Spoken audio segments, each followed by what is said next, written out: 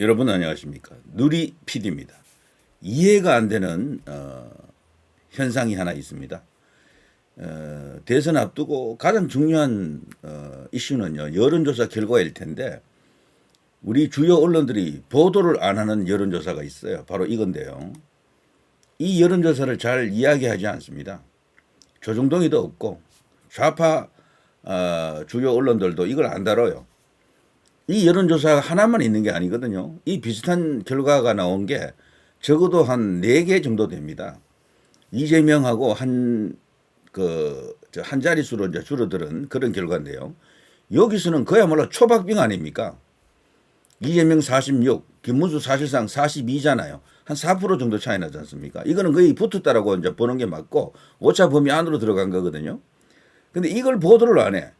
KBS, MBC, SBS, 뭐 TV조선, 채널A, JTBC, 조중동, 경향, 한겨레, 오마이 다룬다 하더라도 그냥 어디 구석에 잠깐 언급하고 그냥 지나가 버립니다. 대신에 한국갤럽, MBS 안에 있는 주요 언론사들, 한국리서치 같은 이런 거, 그리고 대한민국에서 가장 큰 여론조사 기관 중에 한 개인 입소스, 리얼미터, 우리가 잘 알고 있는 이런 여론조사 기관에서 조사한 내용은 뭐 덕달같이 크게 보도합니다. 그러면서 이재명과 김문수 후보가 마치 20% 이상 지금 벌어져 있는 것처럼 국민들에게 지금 각인시키고 있는 거죠. 여기에 여러분이 말이죠. 속아 넘어가면 안 됩니다. 이거는 어떻게 보면 부정선거를 위한 밑작업이다 이렇게 이제 볼 수도 있겠지만 뭐 굳이 그게 아니더라도 뭔가 편향된 여론조사 결과다. 표본 자체가 엄청나게 지금 한쪽으로 치우쳐져 있을 것이다. 가령 말이죠. 그 여론조사할 때 보통 한 1000명 정도 하잖아요. 그 1000명 중에 좌우에 대한 그 세력이 골고루 이렇게 분포가 되어 있어야 되거든요. 근데 그것이 한쪽으로 치우쳐져 있으면은 그 결과는 완전히 신뢰할 수 없는 것이지. 그런 정황도 사실 없지 않아 있는 거고요. 여기 보게 되면 이재명 대선은 죽었습니다. 이준석이도 한 9% 가까이 나오기 때문에 여기 사실 이 결과만 놓고 보면 민주당은 지금 초비상이 걸린 거죠. 그 캠프에서 난리가 났다라고 봐야 됩니다. 그런데도 여기에 대해서 비교적 담담한 척하는 것은 그건 아니야. 진짜는 한국갤럽이고 MBS야 이런 식이죠. 그런데 과연 그럴까요? 저는 지금까지 줄곧 일관된 주장이 오히려 이번에 그들이 틀렸다라고 지금 이야기하고 있는 거죠. 왜 그런가 하면요. 여기 차기 대선 후보 지지도 이런 조사가 김문수 후보가 굉장히 올라오고 있다는 것은 분명하거든요. 심지어 한국갤럽이라든가 MBS에서도 김문수 후보는 계속해서 조금씩 올라오고 있습니다. 이재명은 고정되어 있거나 약간씩 떨어지는 느낌도 없지 않아 있고요. 그래서 추세는 분명해요. 김문수 후보는 올라오고 있다. 자, 왜 저는요 그런 주요 언론사들 그리고 대형 그 여론조사 기관이 발표한 것이 현실적으로 맞지 않는 뭐 그런 것으로 보는가 하면요. 김문수 후보의 당선을 보면 압니다. 김문수 후보가 대선 후보로 어쨌거나 선출이 됐잖아요. 대선 후보 선출될 때 여론조사 했습니까? 안 했습니까? 여론조사로 뽑았거든. 전부 당심 그리고 역선택 방지를 하는 조건 하에서 또 이 국민 여론조사를 했고요. 거기서는 김문수 후보가 어떻게 됐습니까? 극명하게 갈라집니다. 한국갤럽, MBS 이런 데서는 김문수 후보가 1위가 아니었다니까. 거기서는 밀리더라고요. 나중에 가니까 홍준표 여기 한동훈에게 밀리더라고요. 그런데 결과적으로 1위 했잖아요. 그럼 그들이 틀린 거야. 1위를 해도 그냥 1위가 아니고 그냥 지금 알려지기로는 크게 큰 차이 나는 1위를 했다라고 합니다. 압승을 한 거죠. 압승. 그럼 그 힘이 어디서 나옵니까? 결국 그때 그걸 어느 정도 추세를 맞춘 여론조사 기관이 MBS 한국갤럽이 아니에요. 다른 에버리 리서치라든가 공정이라든가 이런 데서 코프라라든가 이런 데서 맞춘 겁니다. 그 여론조사에서는 지금 김문수 후보가 이재명에게 한 자릿수로 다 따라붙었어요. 4%에서 7%, 8% 차이로 다 따라붙은 거야. 이준석하고는 별개로. 준석이는 거기서도 한 6%, 7% 나오거든요. 8%, 9% 이렇게 나온다고요. 그러니까 사실상 이재명에게는 자기 혼자서 독주하는 그런 상황이 아닌 거죠. 그런데도 그들은요, 그걸 애써 눈 감고 안 보려고 하고 조중동 같은 이런 보수 언론이라고 하는 곳에서도 그걸 잘 보도 안 하는 이유는요, 계속해서 김문수를 압박하는 겁니다, 지금. 압박을 해가지고 준석이하고 단일화하라라고 하는 그런 요구도 있지만 또 다른 하나는요. 아시겠죠? 굳이 제가 말을 하면 여러분이 자꾸 이제 불편해하는 내용들인데 윤석열 대통령하고 지금 탈당을 했잖아요. 그 관계를 더 단호하게 잘라라는 이야기입니다. 단호하게. 그러니까 이번 대선에서 윤석열을 완전히 지워라는 이야기예요. 그 주문하는 게. 근데 김문수 후보는 그렇게는 지금 안 하시잖아요. 안고 가시려고 하는 거지. 그러니까 윤석열 대통령 스스로 탈당을 했으니만큼 그건 더 이상 이제 거론치 않겠다라는 게 김문수 후보인데 이들 조중동 같은 이런 언론은요. 그것까지도 그들 입장에서는 달갑지 않은 겁니다. 못마땅한 겁니다. 완전히 천해라 이런 얘기예요. 계엄 대선이 되면 안 된다. 탄핵 대선이 되면 안 된다. 이런 이야기 있죠. 자, 그런데 그런 상황 속에서 이제 지지율이 이런 걸 이렇게 쭉 이렇게 발표하는 걸 보고요. 헷갈려 하시면 안 됩니다. 저는 거대한 어떤, 하나의 그, 뭐랄까, 카르텔이 있다라고 봅니다. 그러니까 그런 결과가 이재명하고 저 김문수 후보 지지율을 20% 이상 차이로 벌어지게 만드는 것은, 그런 냄새가 난다라는 겁니다. 그런 냄새가. 그래서 요번에 요, 이제 기사가 그 이례적으로 그나마 한국 경제에서 다뤄가지고 요게 네이버에 실렸던데요. 지금 개딸들은요, 피닉합니다. 여기에 대해서, 이걸 조작이라고 또, 김문수가 저렇게까지 올라왔을 리가 없어라는 식이지. 한경답다. 이런 조작이라는 얘기죠. 그리고 어떤, 국민들은 체감상 이재명 46%도 높다. 이런 어떤 우파 혹은 자유 보수, 국민들도 있고요. 자, 역전, 대한민국 거대 악기, 이재명은 교도소로. 요기, 악기, 마물, 여물, 뭐 이런 단어들이 이제 많이 나오죠. 자, 점점 상승세 타고 있네. 하긴, 경기도지사 시절 해놓은 GTX 건설, 평택 삼성 반도체 단지 유치, 중증 외상센터 건립 등 지금껏 알지 못한 일들이 알려지기 시작했으니 더 오를 일만 남은 듯하네. 그러니까 특이한 거예요. 이명박 대통령은 서울시장 할 때 청계천 그걸로 그냥 일약 대선 주자가 된 거나 마찬가지입니다. 거기에다가 그 무렵에 TV 드라마 영웅시대라고 있습니다. 유동근이 이제 이렇게 그 역할을 했었죠. 소위 이제 현대 시절에 MB 역할을 유동근이 했잖아요. 그 드라마는 최불암이가 주인공이 아니고 정주영 역할을 맡았죠. 이명박 역을 맡았던 유동근이 사실상 제1주인공이나 다름없었어요. 엄청난 영웅으로 묘사하잖아요. 그게 또 영향을 줬습니다. 그러면서 일약 뭐 완전히 그냥 압도적인 상태에서 너무도 쉽게 대통령이 됐죠. 2위 정동영하고 차이가 가장 크게 났습니다. 정동영이 20 몇 프로밖에 안 나왔어요. 이명박 대통령은 이회창이 나왔는데도 불구하고 이회창이 세 번째 나왔을 때거든요. 15% 넘게 득표했어요. 이회창이. 그러니까 정통 보수들, 뭐 우파들 이런 사람들 중에는 이회창을 많이 찍었던 거지. 그럼에도 불구하고 당시 이명박 대통령 후보가 49% 가까이 이제 획득합니다. 그러니까 뭐 완전 묵사발을 낸 거지 저쪽 진영을. 당시 이명박 더하기 이회창을 하게 되면요, 물경 65% 정도 됩니다. 60% 넘는 65% 사이 어마어마한 어떤 득표를 보수가 했던 거지.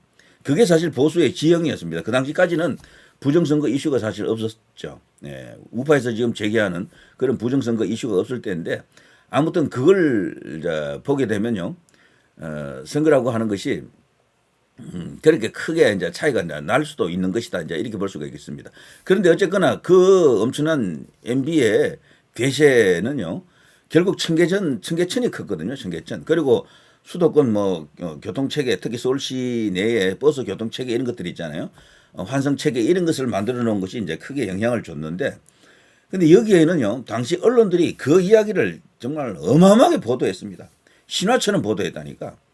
그러면서 MB는 뭐 완전히 그냥 올라서 버렸지. 그런데 김문수 후보는 사실 MB에 비해서 그 업적이 없느냐? 아닙니다. 어쩌면 김문수 후보가 MB보다도 더 많은 업적을 갖고 있어요. 경기지사 하면서. 그런데 보도가 거의 안 됐어. 안 알려진 거야. 누리피드가 그래서 그랬잖아요. 김문수 후보는 시간이 생명이다. 이분의 경쟁력은 시간이다 그랬잖아요. 여러분. 왜냐하면 이 사람을 알리려고 하면 시간이 많이 걸린다. 한번 딱 봤다 그래서 그 사람들이 바로 인정하는 게 아니에요. 아, 그렇구나. 이런 일들이 수도 없이 이렇게 쏟아져야지 나중에 비로소 움직이는 중도가 있습니다.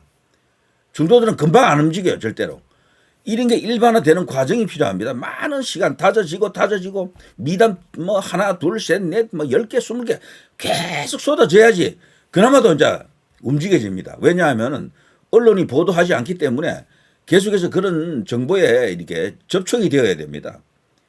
근데 지금 보시다시피 김문수의 미담이라든가 여러 가지 어떤 전설적인 일화 이야기들 그 정말 우리나라 그 운동사에 민주화 운동사에 노동 운동사에 대학 학생 운동사의 전설이잖아요. 그런 것들을 우리 언론들이 집중적으로 보도를 해줍니까? 김문수 후보의 경기지사 시절 그 엄청난 업적들 보도해주고 있습니까? 아니거든요. 그러니까 알리는 과정이 그렇게 중요하고 힘들다라는 이야기죠. 그래서 제가 옛날부터 그랬잖아요. 오래전부터 김문수 후보가 당시 윤석열 대통령 탄핵 관련해 가지고 그 장관 시절에 다른 사람은 몰라도 김문수 후보는 이야기는 해야 된다. 제가 그 이야기를 했던 겁니다. 대통령이 탄핵에서 살아나서 다시 직무 복귀하는 것을 제1 선택으로 치더라도 투트랙으로 김문수 후보도 같이 이야기해줘야 된다. 그래서 김문수 후보만이 이재명을 잡을 수 있다. 이 사람의 경쟁력을 끌어올려야지만이 대통령도 살 수 있다라고 제가 했잖아요. 가령 차기 조사 지지율 조사에서 이재명 혼자 우뚝하게 되면 윤석열 대통령 못 살린다. 힘들다라고 제가 여러 번 이야기했거든요. 차기가 어디로 가는지가 굉장히 중요해요. 그때 이재명의 대항마가 있어야 되는데 뭐 우파 안에서 보수 안에서 아예 그 이야기를 못하게끔 어떤 뭐가 걸려 있었어요. 금제 같은 게. 조기 대선이라고 보고 막 절대 그걸 이야기하면 안 된다. 그거는 그냥 좌파다라는 낙인을 찍으려고 했고 근데 지금 와서 보니까 어떻습니까? 물론 8대 0이라고 하는 게 좀 받아들이고 싶지는 않습니다. 그건 아니라고 봅니다. 그렇지만 결과적으로 김문수 후보를 띄우기에 너무도 시간이 지금 촉박하잖아요. 이 사람은 알리기만 하면 되는데. 그래서 제가 겉으로 그 당시에 욕을 먹으면서까지도 김문수 이야기를 계속 했던 겁니다. 많이 하지 못했어요. 그래도 뭐 다른 사람들은 아예 안 했지만 저는 그래도 그 사이에서도 몇십 개 했어요. 방송을. 김문수 이야기를. 그 엄중한 탄핵 상황 속에서도 김문수 이야기를 쭉 했던 거죠. 저처럼 다른 우파 유튜브들도 김문수 이야기를 계속 했더라면은 저는 오늘날 김문수 후보 지지율이 지금보다도 더 높다고 봅니다. 더 높게 나오고 중도에서도 김문수 후보의 실체를 더 빨리 알았을 가능성이 크다. 와, 이 사람은 이제 보니까 MB보다도 더 대단한 사람이라는 걸 알 수가 있는 겁니다. 그 소방관 이야기 김문수인데 그거 하나로 알려져 있었어요. 이분은. 아는 사람들 중에서도요. 김문수를 안다라고 하는 사람들 중에서도 김문수의 과거 그 대하 드라마 같은 그 서사를 아는 사람이 잘 없어요. 전부 단편적으로만 알았거든. 근데 이번에 이제 김문수 후보가 진짜 대선 후보가 되고 나서 하나 둘 쏟아지는 걸 보면서 그들도 깜짝 놀라고 있는 거죠. 와, 이제 보니 진짜네. 이재명 잡는 하늘이 만들어 놓은 카드네, 천적이네. 이런 걸 이제 알 수가 있는 겁니다. 이재명이 갖고 있는 모든 장점을 뭐 장점이라고 하는 게 뭐 있겠습니까만은 그래도 그들 좌파들이 이재명 지지율을 만든 장점이 없잖아요. 있거든요. 그 모든 장점을 무력화시킬 수 있는 한 방에 다 덮을 수 있는 인물이 김문수라는 것을 사람들이 이제 알고 있는 거죠. 자, 아무튼 이 지지율 조사를 보게 되면요. 너무도 극명하게 지금 갈라지잖아요. 솔직히 정과 사법은 못 뽑죠. 재판 진행 중인 게 몇 개인데요. 크크 애쓴다 이런 것은요. 자, 이렇게 해서라도 김문수 지지율을 끌어올리는 니들 애쓴다 이런 이야기입니다. 자, 김문수 후보님 꼭 대통령 되실 겁니다. 문수 대통령. 진짜는 김문수다. 경기도지사 시절 업적 이야기를 지금 이렇게 하고 있잖아요. 자, 이것을 어떻게 빨리 알리느냐는 겁니다. 우리 언론들이 특히 유력 언론들이 이걸 갖고 홍보를 많이 해줘야 되는데요. 역전의 문수 대통령 아자 역전 갑시다 뭐 이런 게 나옵니다. 그런데 다른 이렇게 지나간 댓글을 보게 되면 이걸 조작이라고 이야기하는 좌파들도 많이 있습니다. 자, 아무튼 이게 현 상황입니다. 참고로 말이죠. 김문수 후보의 상황은 그렇게 나쁘지 않습니다. 이거는요, 과거 황교안, 이낙연이 대결했을 때, 그때 4.15 총선 때인데요. 이게 사실 여론조사가 너무도 이제 중요하다고 볼 수 있는데, 당시 대부분의 여론조사에서요, 이런 식으로 나왔습니다. 이런 식으로. 거의 게임이 안 되는 식으로 나왔어요. 20% 이상 벌어진 것으로 당시 이제 여론조사가 나왔거든요. 이런 식으로. 그런데 결과가 또 이렇게 나옵니다. 58.3 대 39.9, 20% 이하로 떨어지긴 했는데 약 20% 차이로 완전은 그냥 완패했죠. 황교안 후보는 이걸 계기로 정치권에서 사라졌죠. 한동안. 그리고 사라질 때도 말없이 그냥 총총히 떠나버렸죠. 당대표였는데도 불구하고. 이때 대결이 사실은 말이죠. 너무도 비교됐습니다. 대선 후보끼리 여야 대선 후보. 이 당시 황교안이요. 이낙연에 앞서는 대선 주자 1위 여론조사도 있었어요. 황교안의 전성기죠 이때가. 그리고 당대표고 미래통합당 대표. 자유한국당에서 당명을 바꿔서 미래통합당이 됐죠. 저쪽은 이제 민주당이고요. 그리고 또 총리를 했던 사람. 전직 총리들끼리. 너무도 이게 비교된 거야. 여기서 만일에 황교안이 승리했으면은 아마 대선 후보가 됐겠죠. 근데 이때부터 황교안은 그냥 대중의 관심에서 지워져 버렸죠. 아, 이제 뭐 이낙연한테도 택도 없구나. 너무 크게 져서 그래요. 근데 이게 과연 진짜가 맞느냐라는 겁니다. 이 결과를 나중에 까보면요. 이때도 본투표에서는 황교안이 이깁니다. 약간 이겨요. 사전에서 엄청나게 지는 거지. 사전투표에서. 그래서 이번 대선도 투표하실 때 여러분이 사전투표라고 하는 것은 본투표 할 수 없는 사람들이 가서 해야 되는 거 아니에요 원래? 근데 본투표도 할 수 있는데도 불구하고 사전투표하는 것은 그건 저는 경우에 맞지 않다라고 봅니다. 그래서 이번에 대거 본투표 쪽으로 가서 이런 결과를 우리가 예측 가능한 결과로 만들어야 됩니다. 충분히 이제 가능하리라고 봅니다. 자, 이 당시 말이죠. 이낙연, 황교안 지지율을 쭉 보게 되면 거의 대부분의 여론조사가요. 이런 식으로 이야기했습니다. 55.3 대 30.6, 약 한 20% 이상 벌어지는 것으로 이렇게 만들었죠. 게임이 안 되는 것으로 나왔습니다. 이 당시는 사실 이게 어느 정도 또 허용이 될 수도 있는 게 이 당시는 코로나 전국 아닙니까? 그래서 이 상황 속에서 이 황교안 당시 후보가 어떻게 숨통을 이렇게 틀 수가 없었어요. 거기다가 문재인의 지지율이 또 높았거든요. 그래서 여기는 굉장히 불리한 환경인 것은 사실이었죠. 여기 오른쪽에 보면 차기 대선 주자 지지도도 여기 보면 홍준표, 황교안, 뭐 안철수, 오세훈 등이 있었죠. 이런 여론조사가 있었지만 요 뭐 전부 비슷비슷하죠. 지지율이. 이낙연 혼자 우뚝하죠. 그래 이런 것들이 나중에 이낙연 대세가 터지면서 이렇게 됐지. 그전에는요, 황교안이 1위 하는 여론조사가 들어 있었습니다. 그전에는. 여기 보면 차기 정치 지도자 선호도 황교안 26.8 1위잖아요. 이낙연 20.7, 조국 12.3 이런 거 있고요. 이때가 이제 총선 치르기 전에 뭐 이런, 그리고 황교안은 당시 이 4.15 총선 한 방으로 자기 정치 인생이 완전히 무너져 버린 거죠. 근데 여기서 보면요, 대부분의 여론조사가 비슷했어요. 그때는 한국갤럽이라든가 MBS라든가 뭐 이런 식으로 큰 여론조사 기관, 작은 여론조사 기관이 극명하게 달라지지 않았어요. 대부분이 20% 혹은 20% 이상 황교안이 이제 지는 것으로 이렇게 나왔거든요. 근데 이번에 이 김문수 후보는 달라요.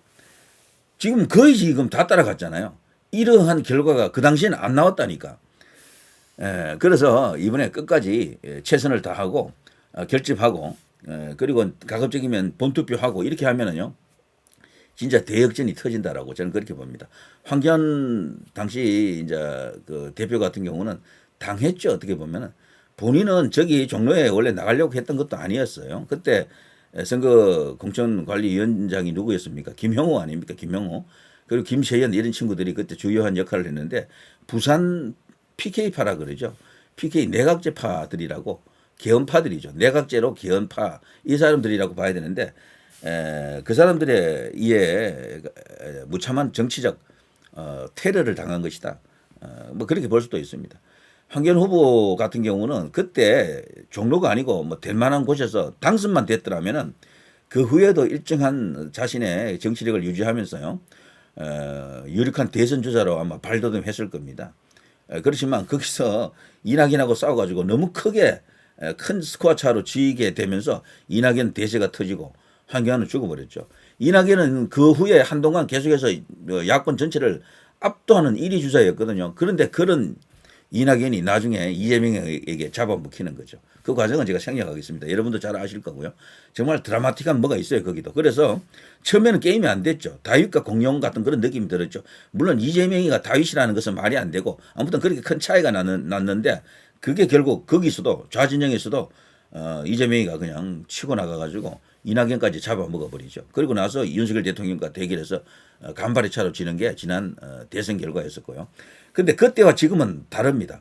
분명히 김문수 후보는 그때 지난 대선 때와도 다르고 그때 이낙연, 황교안 그때 대길 때와도 다르고요. 다만 여론조사 기관 간에 이 서로 상이한 결과 하우스 이펙트라고 그러는데 너무도 큰 차이가 납니다. 어느 걸 믿어야 되느냐. 저는 지속적으로 이야기합니다. 이번에는 대형 여론조사 기관보다도 군소 여론조사 기관의 발표 수치를 더 중요시한다. 이런 이야기입니다. 그래서 지금부터라도 조금씩 1% 하루에 1%씩만 올리면 무조건 승리한다. 그리고 깜깜이 상태로 들어가기 전에 한 5% 안으로만 붙어 있으면 저는 대역전할 것으로 봅니다. 물론 이 이준석과 이제 이 단일화라고 하는 또 거대 변수가 기다리고 있죠. 그래서 여러 가지 카드가 있습니다. 이길 수 있습니다. 자, 누리 PD 김준희였습니다.